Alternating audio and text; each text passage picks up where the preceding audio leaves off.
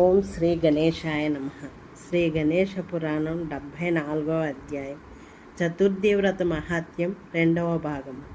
ఆ విధంగా ఇంద్రుడు సూరసేన మహారాజుకు చతుర్థి వ్రత కథనాన్ని ఇతిహాసంతో పాటు వివరించాక ఎంతో శ్రద్ధతో ఆలకించిన ఆ సూరసేనుడు తన దూతలను పిలిచి ఇలా ఆజ్ఞాపించాడు.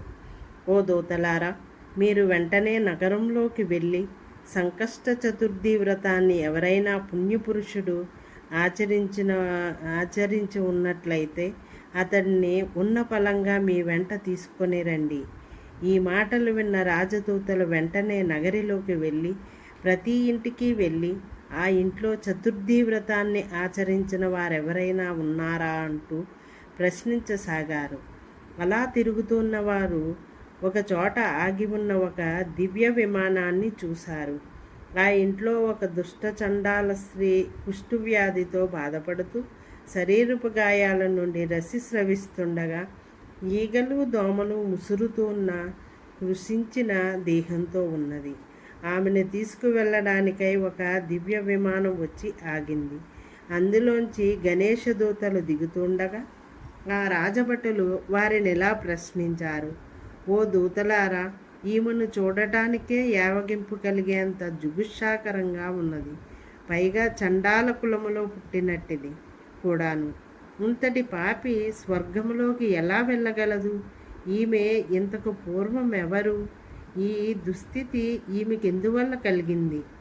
ఈమె స్వర్గవాసానికి వెళ్ళటానికి ఏ పుణ్యం కారణమైనది? ఈ వృత్తాంతాన్ని మాకు వివరించండి అంటూ ప్రశ్నించిన వారితో గణేశ భటులు ఇలా బదులిచ్చారు. ఓ రాజభటులారా, బంగాళాదేశంలో సారంగధరుడనే పేరు గల క్షత్రియ ప్రముఖుడు ఉండేవాడు. ఈమె అతని కుమార్తె. సుందరి అన్న నామధేయము గలది. మహాసౌందర్యంతో తపస్సుల చిత్రాలను సైతం మోహింపచేయగల సామర్థ్యం కలది. జానతనంలో దిట్ట. జారత్వంతో అందరినీ వివసులను చేస్తూ యువకులను బ్రహ్మచర్యం నుంచి పతితులను చేస్తూ సంచరిస్తూ ఉండేది. విలువైన దుస్తులను ధరించి సకలాలంకరణములను ధరించి విషయభోగములను అనుభవిస్తూ సిగ్గు లజ్జలను విడిచి వేశ్యవలే బంగాళా నగరంలో సంచరించేది. చిత్రుడు అన్న యువకుడిని వివాహమాడిన విశృంఖలత్వంతో అతడిని కూడా మోసగిస్తూ అతడి ద్రవ్యాన్ని అంతటినీ కర్పూరంలా హారతిగా వెలిగించింది. ఇలా ఉండగా ఒకనాడు తన ఇంట భర్త శయనించి ఉండగా మంచము నుండి దిగి సకల అలంకారములు చేసుకుని తన విటిని వద్దకు పోతుండగా భర్తకు మెలకువ వచ్చి ఆమె చేయి పట్టి కొట్టి తిడుతూ ఓసి దౌర్భాగ్యులారా, ఉచ్చ నీచాలను వీడి కట్టుకున్న వాణ్ణి ఏమార్చి విటుడికై అంగలారుస్తున్నావే, నీ పాపం పండకపోతుందా అంటూ మందలించాడు. ఇలా అన్న భర్త వాక్యాలకు ఆమె పుండుపై కారం చల్లినట్లయింది. తాత్కాలికంలో కోపాన్ని దిగమింగుకొని ఒక అర్ధరాత్రి సమయంలో పదునైన ఖడ్గం చేతబూని తన భర్తను దారుణంగా పొడిచివేసింది. ఆ తరువాత తన జారునితో రమింపటానికి పారిపోయింది. ఆమె అలా రమిస్తుండగా ఇరుగు పొరుగుల వారి వృత్తాంతాన్నంతటినీ తెలుసుకుని ఆ దేశపు రాజు వద్ద ఫిర్యాదు చేశారు. అప్పుడు ఆ రాజాజ్ఞ మేరకు రాజదూతలు పొంచి ఉండి ఆమెను ఇంటికి వెళ్ళే మార్గంలో పట్టుకుని బంధించి ఆమెను రాజసన్నిధికి ఈడ్చుకొని పోయారు. అప్పుడు రాజు ఆమెకు మరణశిక్ష విధించగా ఆ భటులు ఆమెను ఊరి వెలుపలికి తీసుకువెళ్ళి మరణదండనను అమలు జరిపారు. శరీరం విడవగానే యమదూతలు ఆమెను ఈడ్చుకొని వెళ్ళి ఘోర నరకములను పొందింపచేశారు. ఆ నరకాలలో క్రిముల చేత పీకబడుతూ తన దుష్కృత్యాలను గుర్తు చేసుకొని అధోముఖి అయి ఎంతగానో లజ్జనందుతూ మహావేదనను అనుభవించి ఏ రకంగా కల్పాంతం వరకు గడిపి చండాల స్త్రీ అయిన దుష్టమైన వ్యాధితో జన్మించింది. ఒకనాడు ఆమె మద్యం పూర్తిగా సేవించి మతి భ్రమించగా రాత్రి ప్రథమయామంలో లేచి ఆకలి తీర్చుకోవటానికై భిక్షాటన నిమిత్తం దైవవసానం ఒకానొక సంకష్ట చతుర్థి వ్రతకారకుని ఇల్లు చేరుకున్నది. వారు పెట్టిన అన్నాన్ని చంద్రోదయ సమయంలో భుజించింది. గజానన నామాన్ని కూడా మనసారా స్మరించింది. ఆ పుణ్య విశేషం చేత తక్షణమే గజాననుని దూతలు విమానం కొని వచ్చారు. సంకష్ట చతుర్థి వ్రత దివసాన్న చంద్రోదయ కాలంలో గజానను స్మరిస్తూ ప్రసాదాన్ని భుజించిన కారణంగా ఈమెను ఇంతట భాగ్యం అబ్బింది. ఈ మాటలను వింటున్న రాజభటులు ఇలా అన్నారు: ఓ గణేశ దూతలారా, కార్యార్థులమై వెళ్తున్న మాకు ఇది ఒక మహాద్భుతంగా తటస్థమైనది. మా రాజు చెప్పిన వాక్యాన్ని మీకు తెలియజేస్తాము, ఆలకించండి.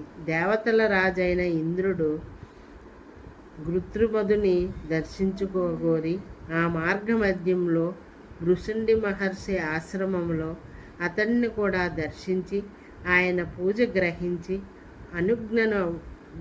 అనుజ్ఞను బడసి తిరుగు ప్రయాణంలో అమరావతికి వెళుతుండగా ఈ సూరసేనపురంలోని ఒక వైశ్యుని దృష్టి సోకడం చేత అతడి విమానం నేలబడింది. ఆ విషయం విన్న సూరసేనుడు అక్కడికి వెళ్ళి ఇంద్రుని పూజించి అతడి విమానం పతనమవడానికి గల కారణం అడిగాడు. అప్పుడు ఇంద్రుడు ఆ కారణాన్ని సంగ్రహంగా అతడికి వివరించి తిరిగి తన విమానం యథాప్రకారం నింగికెగరాలంటే అది కేవలం సంకష్ట చతుర్థి వ్రత సంభవమైన పుణ్య ప్రభావం వల్లనే జరుగుతుందని, అటువంటి వారిని అన్వేషించమని పురికొల్పగా మా రాజాజ్ఞను అనుసరించి అటువంటి వ్రతానుష్ఠానం చేసిన వ్యక్తికై వెతుకుతూ ఇలా వచ్చాము. కనుక ఓ గణేశ దూతలారా, ఈమె గనుక ఈ సంకష్ట చతుర్థి వ్రతాన్ని అనుష్ఠించినట్లయితే ఈమెను మాతో మా ప్రభువు సూరసేనుల వారి సన్నిధికి తీసుకొని రండి. ఈమె తన పుణ్యం దారపోసి ఇంద్రుని విమానాన్ని తిరిగి మింటినంటేలా చేయగలదు. దేవతాధిపతి అయిన ఇంద్రుడు సకల వందనీయుడవటం చేత ఇంద్రుని కార్యం నెరవేరటానికై మనముభయలము రాజాజ్ఞ పాటించవలసిందే. మీకు ఈ మాట నచ్చితే ఆ ప్రకారం చేయండి. ఈ మాటలకు గణేశ దూతలు ఇలా బదులిచ్చారు: ఓ రాజభటులారా, మాకు ఈమెనివ్వటానికి గణేశుని ఆజ్ఞ ఎంతమాత్రమూ లేదు అంటూ ఆ చండాల స్త్రీని విమానంపైకి ఎక్కించారు. అలా ఆ దివ్య విమానాన్ని అధిరోహించటంతోనే ఆమెకు దివ్యదేహం సంప్రాప్తమైనది. దివ్యమైన శరీరపు కాంతితో శుభంగా దివ్యాలంకారాలను మేనధరించి సుందర వస్త్రాలతో అలంకరించుకుని సమస్త వాద్య ఘోషలతో దేవదూతలు వెంట రాగా గజానను సముఖానికి తీసుకుని పోబడింది. ఈ విషయాన్నంతటినీ రాజుకు భటులు విన్నవించగా అతడు 4 దిక్కులుగా కాంతిని ప్రసరింపచేస్తున్న ఆ దివ్య విమానాన్ని పరివార సమేతంగా దర్శించారు. అలా దివ్య విమానంలో వెడుతున్న ఆ చాండాలి దృష్టి సోకటం చేత ఇంద్రుని విమానం కూడా నింగి ఎగసింది. ఈ దృశ్యాన్ని చూస్తున్న సర్వులు ఆశ్చర్యచకితులయ్యారు. ఇంద్రుడు తన నిజలోకానికి వెళ్ళిపోగానే అందరూ తమ తమ నెలవులకు మరలి వెళ్ళారు. ఆ చాండాలి కూడా దివ్యదేహాన్ని ధరించినదై వైనాయక ధామాన్ని చేరుకున్నది. సంకష్ట చతుర్థి వ్రత పుణ్య విశేషం చేత ఆమె యొక్క సకల పాపాలు పరిహరింపబడి గణేశ సామీప్యాన్ని పొందింది. ఈ ఉపాఖ్యానాన్ని ఎవరైతే భక్తి శ్రద్ధలతో పఠిస్తారో వింటారో వారు సకల కష్టముల నుండి విడివడి తమ సకలాభీష్టములను పొందగలరు. ఇది శ్రీ గణేశ పురాణం ఉపాసనాఖండములోని చతుర్థి వ్రత మహాత్మ్యం అనే 74వ అధ్యాయం సంపూర్ణం. ఓం శ్రీ గణేశాయ నమః.